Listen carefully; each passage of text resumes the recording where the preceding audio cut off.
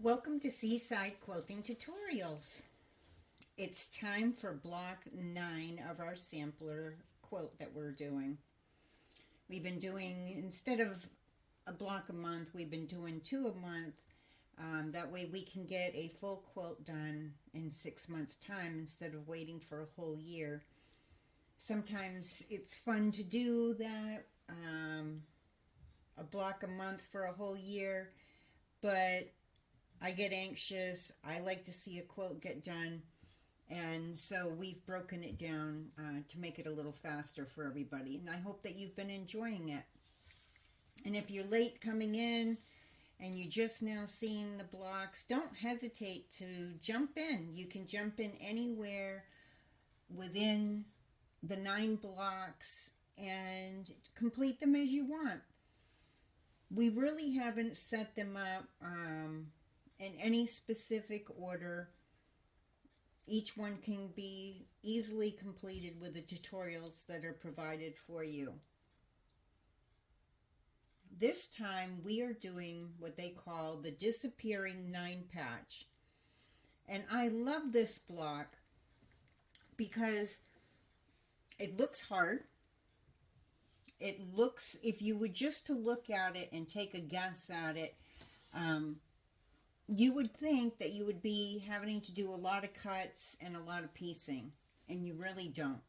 This is one of the most simple blocks that we've probably done so far the entire time, or at least one of the very simpler ones.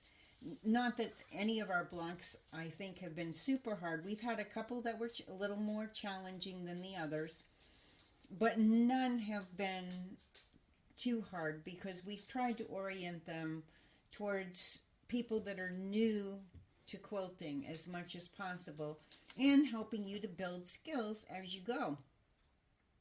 And I hope that we've been successful at that. So with this block, let me tell you how it goes, because this is the most fun thing.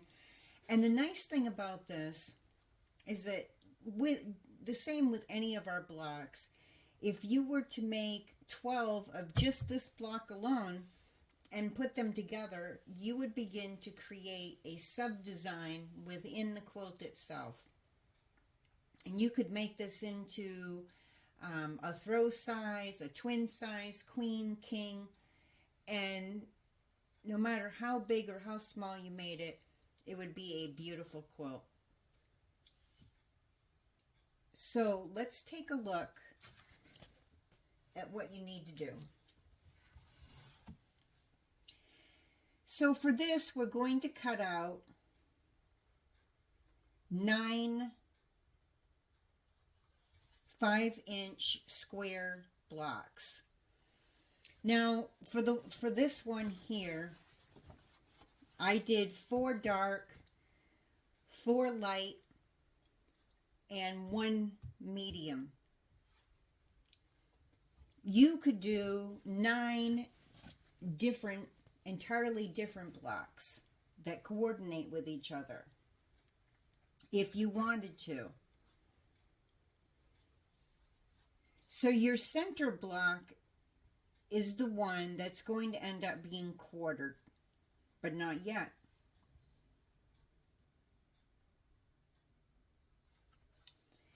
And your, let me see, I'm going to let these be the ones that don't get cut at all. So those are my flowers. And I'm counting my flowers as my light fabric because it has the white in it. Granted, it has the summation of all of the 3 tones within that one, but because it's lighter with that white, I'm going to count this as my light fabric. So I'm doing this a little different than I did my other one because I'm making my dark one the one that's going to be quartered. And I'm making my medium fabric the one that's going to be halved. And you'll see what I mean in a couple moments.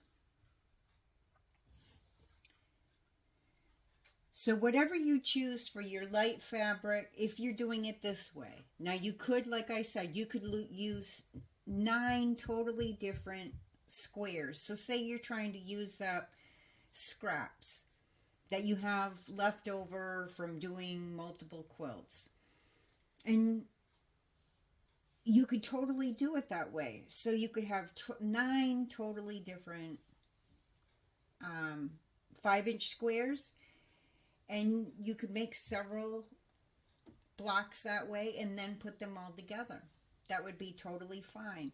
You could even put a sashing in between each of your blocks, and rather than having them, you know, right connected to each other, you would end up with a totally different design. So there's so many ways to do this, and I love this block because it's so much fun to make, and it's so easy.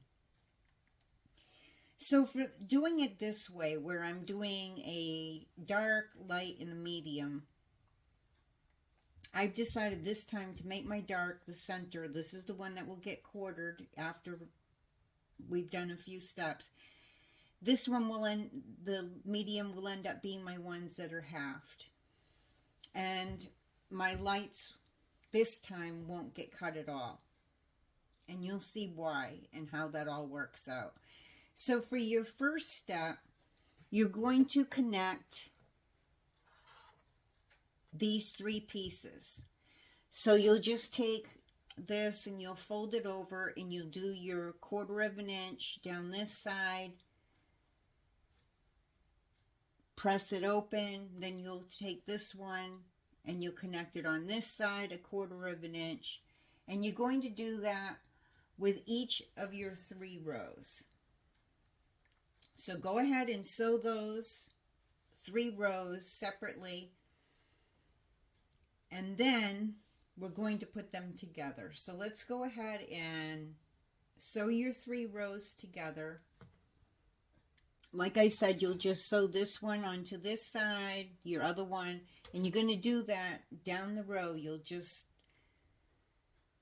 sew your left side to your middle, sew your right side to your middle on the other side, and then we're going to press each of the 3 rows open, and I'll show you which way that we're going to be doing that. Okay, so now we have our 3 rows.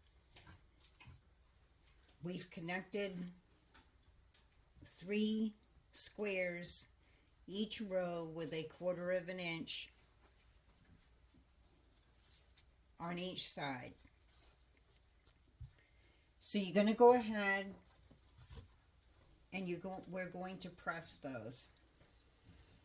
Now the important thing is that we have our seams going in opposite directions. Now if you have super light pieces on your edges and you have your dark in the center like I did, you'll want to have your seams on the top one and the bottom one go in toward your medium fabric. And then on your center one, we're going to have our seams go out because we have the medium on the sides. So our seams aren't going to show up. If I was to have my light in the center and say my darks on all 4 corners, I would reverse that, and I would have, so if my darks are out here, I would have these 2 seams go outward instead of inward. So we will have our seams on all 3 rows going in opposite directions. And I'm just going to finger press these ahead of time.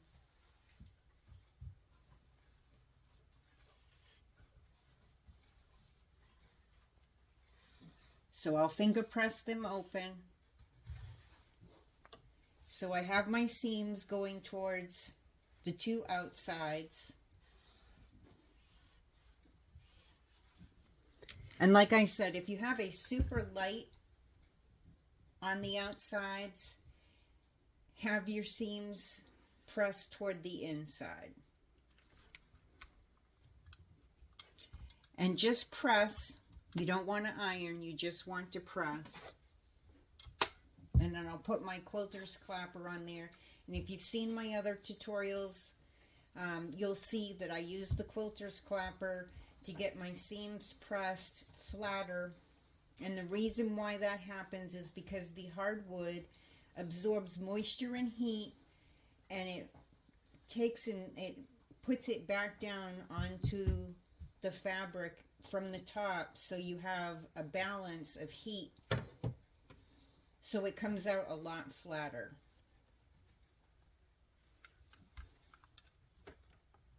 The flatter your seam, the more accurately that you're able to piece them together.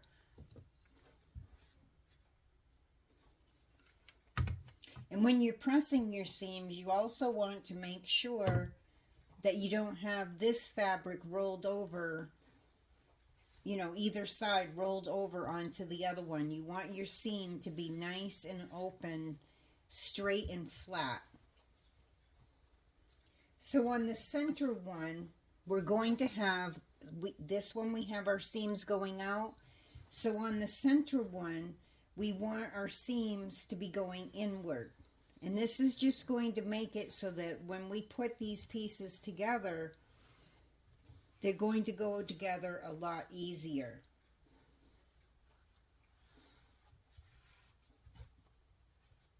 So I'm just going to press that open so that I know my seam's going toward the inside. This one doesn't want to cooperate. There we go. And then I'll go ahead and press that.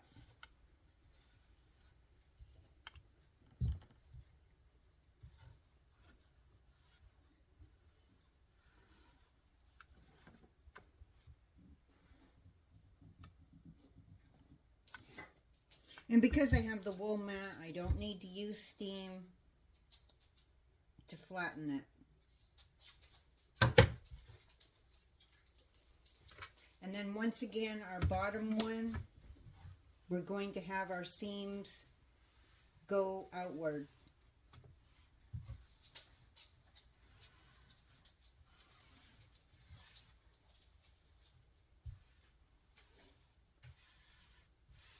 And I'm just finger pressing from each side, so it will just make it quicker and easier when I go to press it.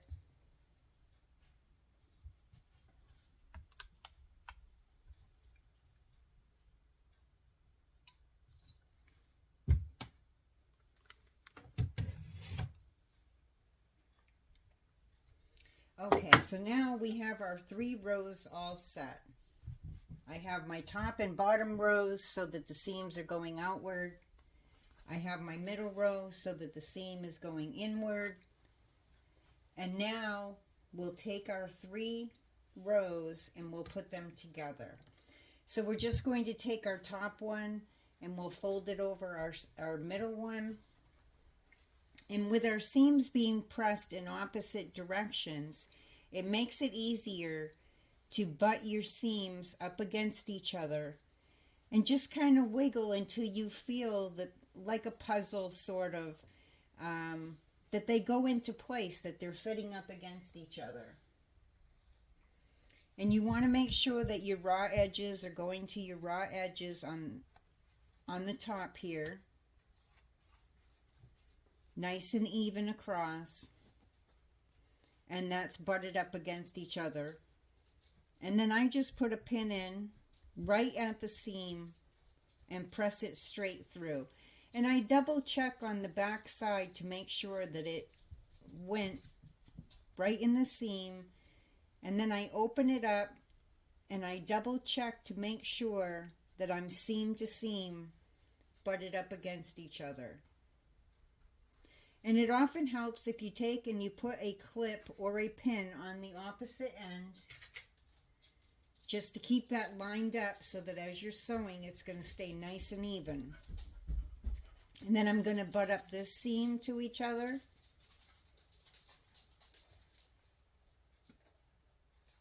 I'll pin that in place. And I just open it up and I double check to make sure that my pin is nice and straight, going seam to seam.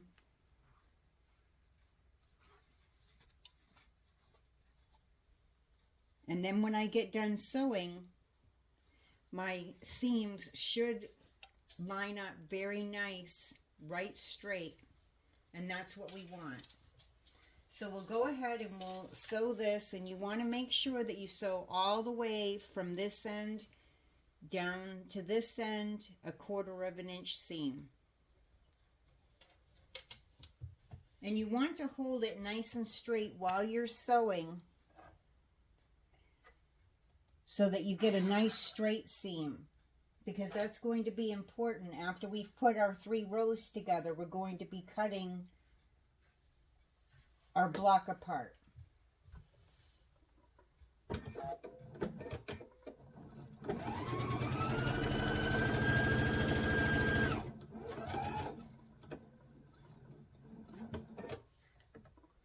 And I sew right until I'm almost up to the pin without hitting the pin. And then I just ease my pin out and continue to sew.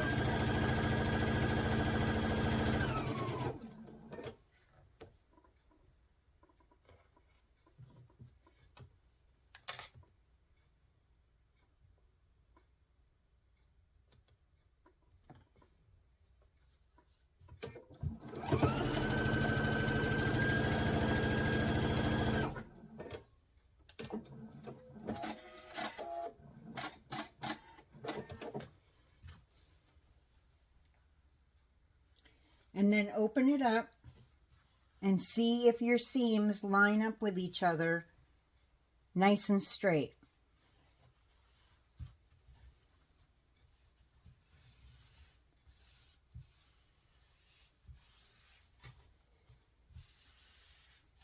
And then I'm going to finger press it open.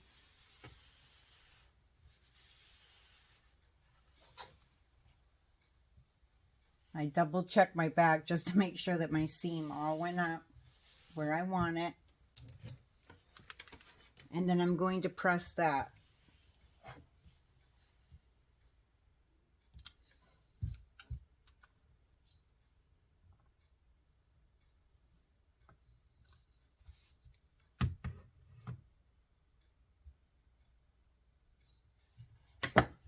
Okay, so then you're going to take your bottom piece and just fold it up so that you have right side to right side again.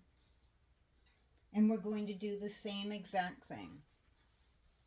We're just going to butt our seams up to each other. And you might want to, I sometimes clip my end together so that they're nice and nicely meet up to each other, and put my clip or your pin, whichever you're using. Then I just take my 2 pieces and make sure that they butt up against each other. And when you're pushing them up against each other, you'll feel them lock into place.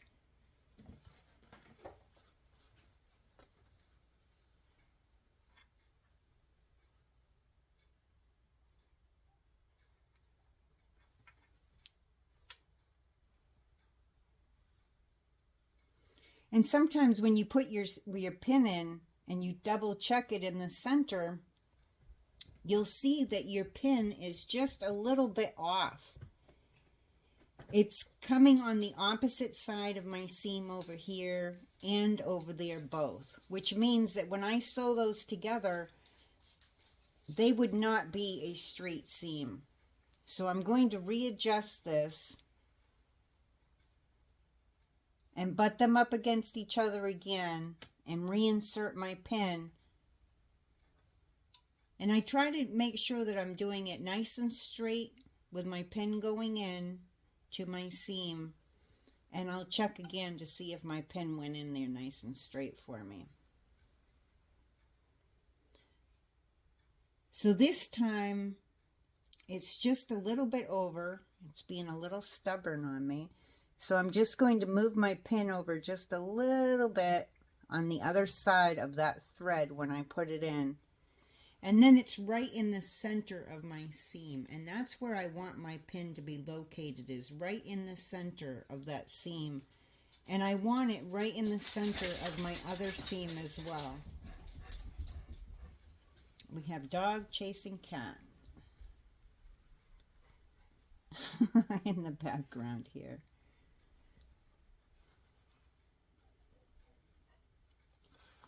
Okay, and so, you know, sometimes when you're butting them up against each other, they'll go up against each other really nice for you and easy. And other times, when you check it, you'll find that they're a little off. And I like to make sure and double check so I don't have to seam rip and re-sew them. So by taking that little bit of extra time to open it up and check that your pin's in the center of those seams, it just makes it quicker, and I less often have a problem with my seams meeting up to each other that way. And anything that saves me from having to take out my seam ripper and do it over is a big advantage in my opinion. So that's how I do that. And we're going to do the same thing. We're going to sew 1/4 of an inch from the very top to the very bottom, keeping it nice and straight as we go.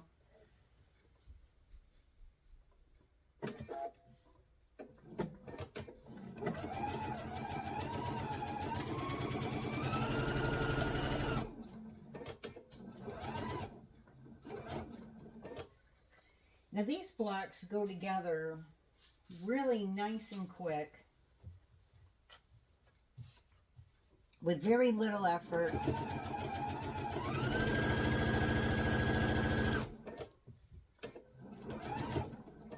So you can do an entire throw in a, you know, easily in a day, possibly even a twin in a day.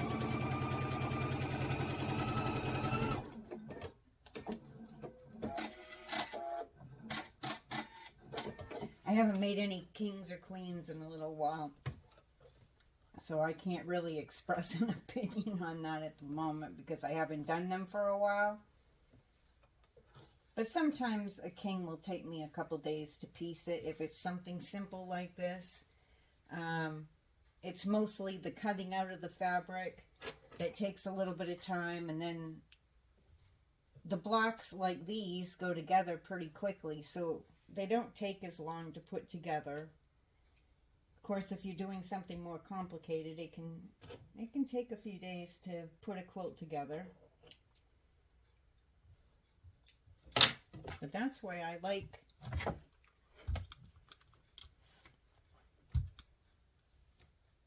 blocks like this, where you can put a whole quilt together in no time.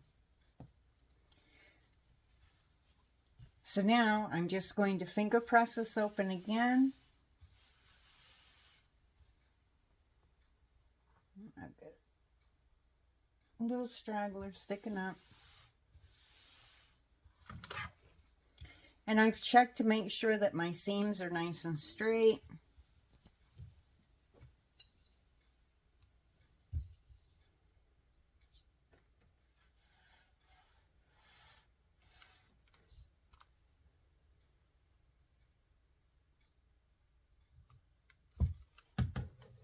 Okay, so now we have that pressed. Now here's the fun part. And I think this whole block is just fun. So I have my 9 squares together, organized in the way that I decided I wanted them organized.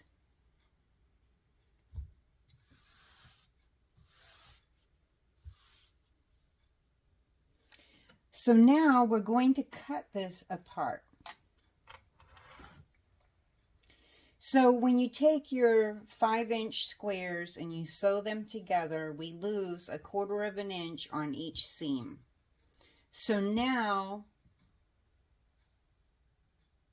our center block will be 4.5 inches by 4.5 inches, and if you excluded the 1/4 of an inch at the top up there, this one will be 4.5 inches side to side. It won't be this direction because we haven't sewn anything up here, but side to side it will be 4.5 inches. And the same down here, this one in the center of these 3 on this row will be 4.5 inches wide. So we know that half of 4.5 inches is 2 1/4.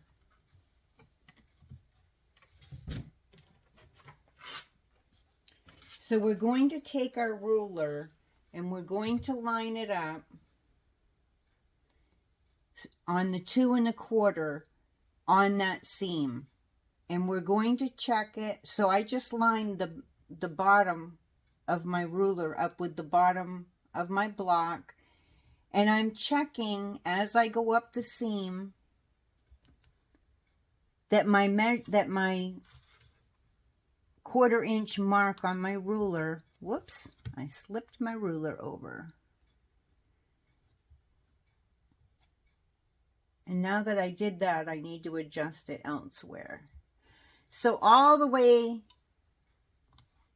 up and down my ruler, I'm set so that my 1/4 inch mark is on that seam. That means that on this side, I'm in the center of my block. Now, I thought I had my rotary cutter right here. Let me check. Where did I put it? Okay, so now that I have my ruler set up, I'm going to double check my markings to make sure that it's set up.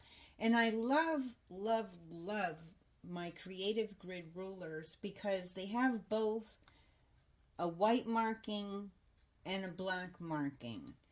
So as I go up, whether I'm matching up to a light fabric or a dark fabric, it makes it easy for me to see those markings no matter which kind of fabric that I'm using. And the other thing that I love about the Creative Grid rulers is that they have these little circles, these little dots underneath that are grippies, and all around the edges of the ruler are grippies.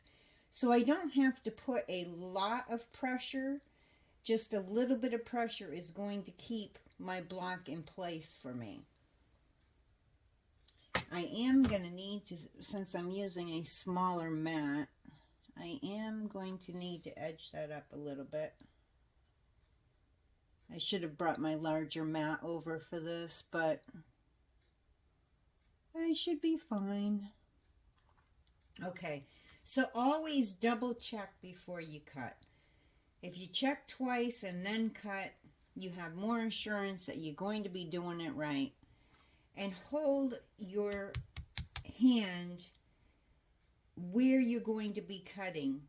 And then when I need to stop, I'll just hold my rotary cutter there in place and move my hand up. That way I know that I'm holding and I'm keeping a grip on where I need to be cutting.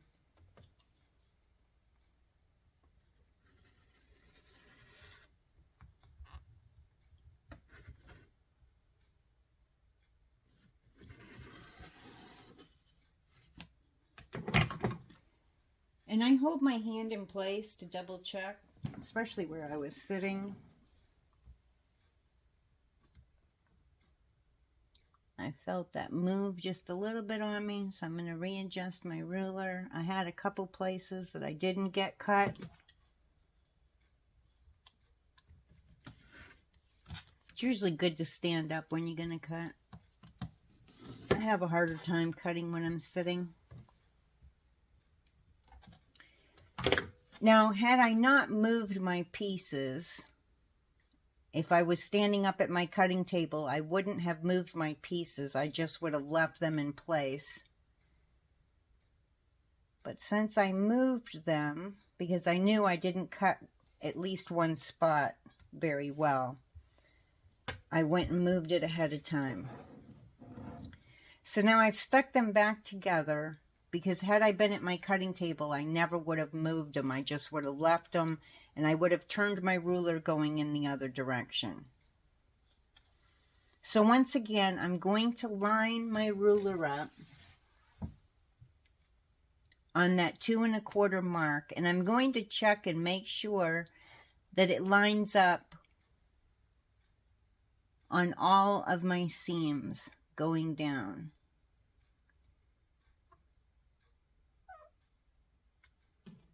And I'm going to have to adjust that piece just a little bit because I had moved it. And if you did move them and you're feeling uncomfortable with it, you could do each half by itself.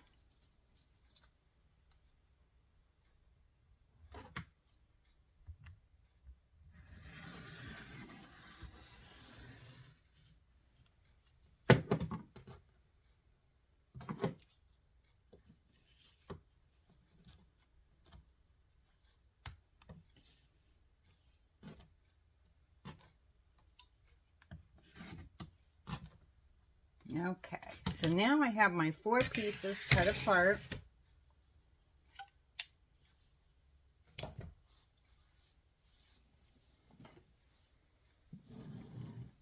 So now the way that we have it cut is how I was telling you in the beginning, that your center square would be quartered, and it is, it's quartered.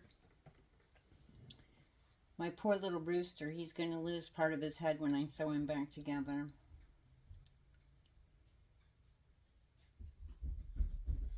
I've had a tough time with my little roosters when I've been doing my projects because they're so small, it's hard to get them, or maybe they're not small enough. So anyways, I'm not always able to get my whole rooster into my block. Okay, so my dark fabric is quartered, my medium fabric is halved, and my light fabric has no cuts at all. So obviously we're not going to sew this back together this way, or there wouldn't have been a reason to cut it. Otherwise it just would have been a 9 patch. So what we're going to do is we're going to turn these, and you can pick and choose how you want your design. You could turn them any way that you want and pick a design. So say I wanted to turn them this way, I could turn them that way and create a design this way.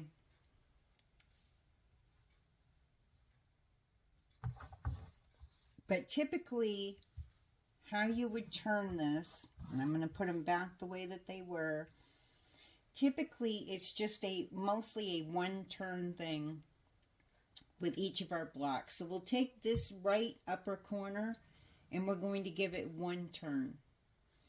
Then we're going to take the bottom right and we're going to give it 1 turn. And then the same with the upper left. We'll do 1 turn, and the same with the bottom left, 1 turn.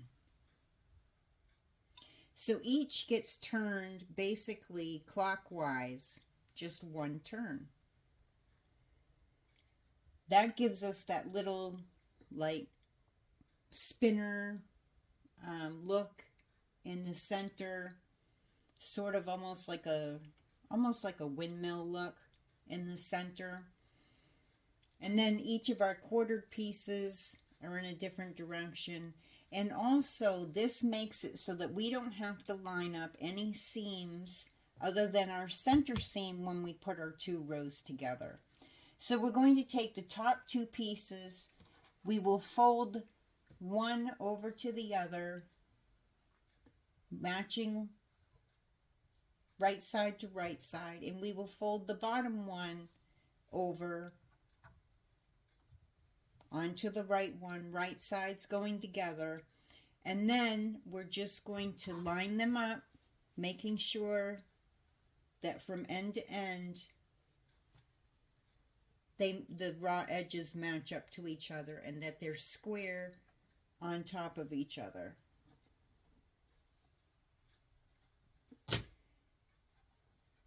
And you can just take a clip and put it down in this corner to make sure that it stays lined up as you're sewing. You could even put one in the center, a pin or a clip, either one. It's up to you. And then I match up this corner, and I'm going to make sure that I sew 1/4 of an inch from one edge all the way across down to the very end.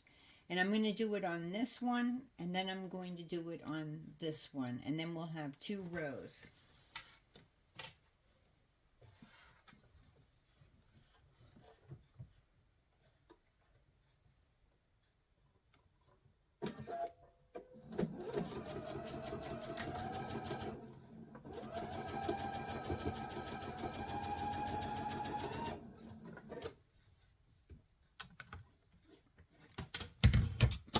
Iron out of the way.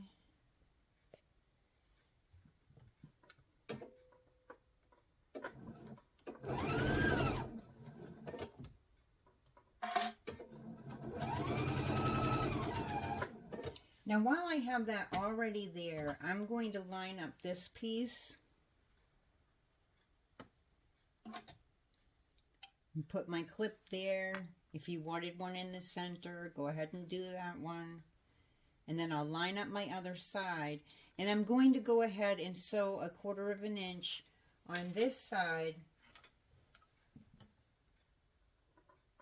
so it just makes it quicker for me to piece them back to back.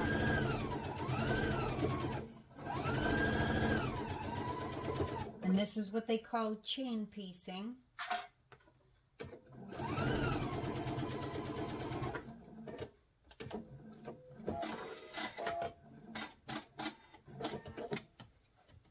And then you'll have a thread between them.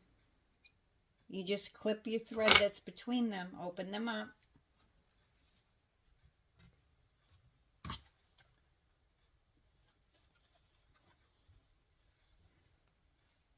Okay, so we remember that we did 1 turn with the right side, so we have our dark up in that corner and our dark down in this corner. And then, let me see.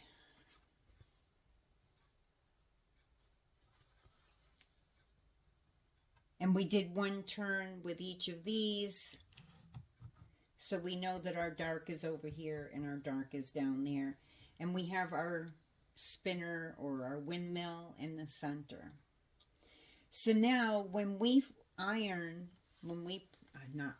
press our pieces, we want to make sure that the seam for each of our rows goes in the opposite direction, because it's going to make sure that when we line them up to each other, that they'll be able to easily butt up to each other.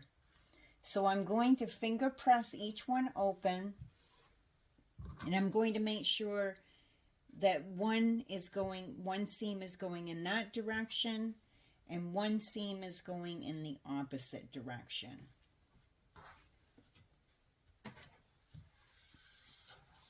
Now just pull my wool mat over here. Now double checking my seam to make sure that it's open the way that I need it. And then I'll go ahead and press that.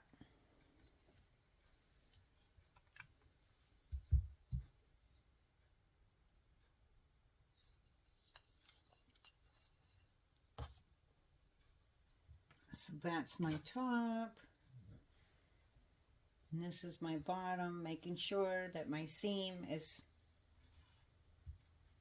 going in that direction, so it's in the opposite direction.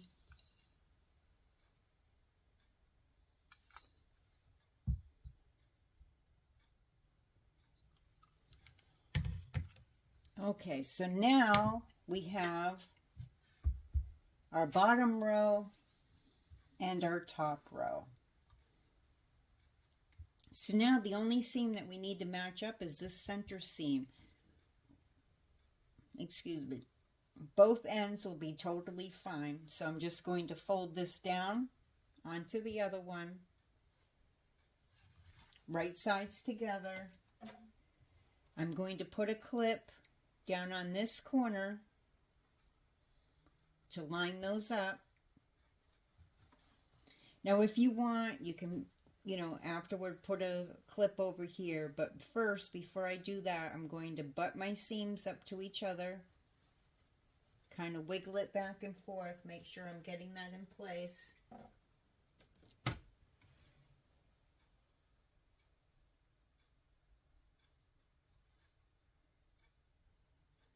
Put my pin in there, and then I'll check my seam. Yeah, I've got my pin in there nice and straight. Now, like I said, if you want, you could put another clip right here. It just keeps it nice and straight as you're sewing along. And if you wanted, you could put one here as well. Or you can use pins, whichever one is your preference.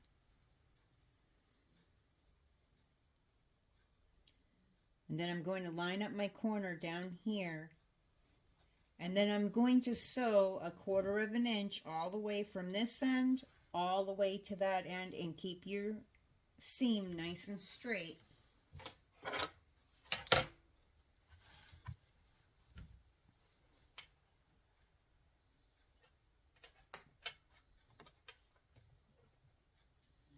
And I just double check to make sure that it's lined up, because sometimes as you're moving a piece over to your sewing machine, things get a little askew.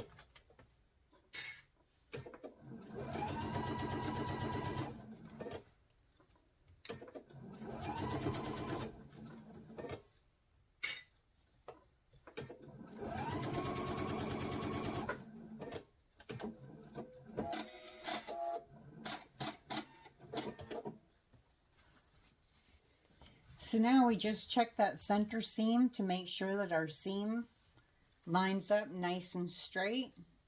And as long as it does, then we just want to take and go ahead. We'll set our seam with our iron, just press along that seam. And then I'm going to press it open.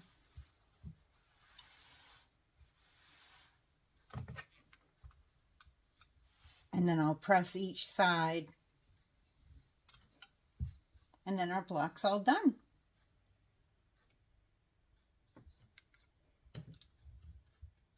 This block for me is just so much fun. It's so quick to put together. There's not a lot of fuss with it. And I just really enjoy making this block. I've had a lot of fun with it. And I'm thinking that I'm going to just grab maybe 3 colors of fabric and make up a quilt, and then maybe do something different for the borders. I'm not sure, but I'm really loving how this went together, and I hope that you're enjoying the block as well. So tonight I already made that other block, and then I made this block in no time at all. It really didn't take very long.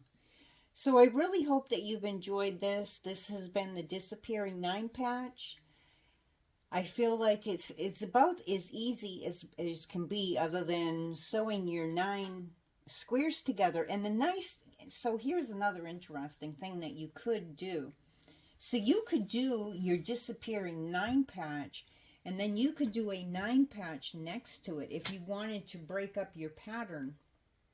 But if you put these together, now say that these were the same colors, the same fabrics, when you line them up to each other, so when you sew your blocks together, they would begin to create another pattern, another sub-pattern as you're putting them together, which is really, I always find it's interesting when you've made the same block several times and you start putting them together, that you start getting a sub-pattern besides your original pattern that's within the block.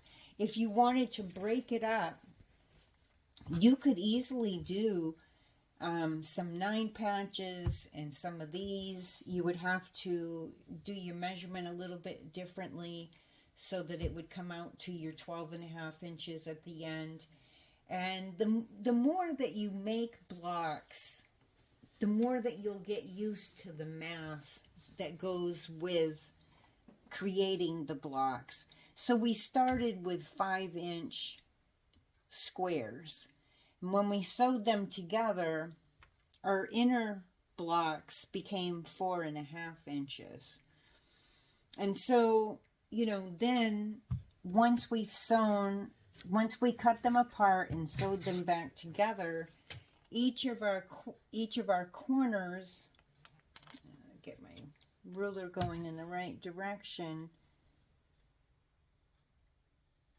each of our sub corners right now are like 6.5 inches. Is that right? Yeah. So once we sew this to something, right now it's a 12.5 unfinished. Each of our quarters is 6.5. While it's unfinished, once we sew either sashing around our blocks or we sew blocks to each other, these will end up being 12 inches finished. So each quarter would end up becoming 6 inches. So you start to get used to, the more that you go, the math that goes with it. Some people would prefer to follow a pattern and not have to do any math. And there are many times when I prefer the same because the math just gets crazy and a lot of extra thinking. And then there are times when I want to create a quilt myself, and I'll do that on graph paper. I also have software that I use, and either one helps me to create quilts the way that I want them. But there's a lot of math when you go to put them together. So anyways, I hope that you've enjoyed this. Please take a moment to like the video, and please subscribe to the Seaside Quilting Supplies channel. And if you click on the little bell that's right next to the subscribe button and change that to all, then the next 3 blocks, as they come out, you'll get a notification and know that the next block is up and ready to go. We've set up a playlist for the sampler quilt. This block will be going in tomorrow, the tutorial for it, or, well, it will be today when you see it. I'm getting tired. But we already have the other 8 blocks in there. This one will be in there, and then we have 3 blocks coming up. So we'll have another block this month. I can't remember what the date is, but it'll be 2 weeks for the next one, and then we'll have 2 in June, and then we'll have a little discussion at the end about squaring up blocks and how we want to put them together, if we're going to add sashing, borders, and so forth. So I hope that you'll come back and join us. We also have tutorials on binding and tote bags, table runners, and we're adding more and more all the time. And I hope that you're finding them useful. So anyways, I'm wishing you happy sewing, and we'll see you again soon.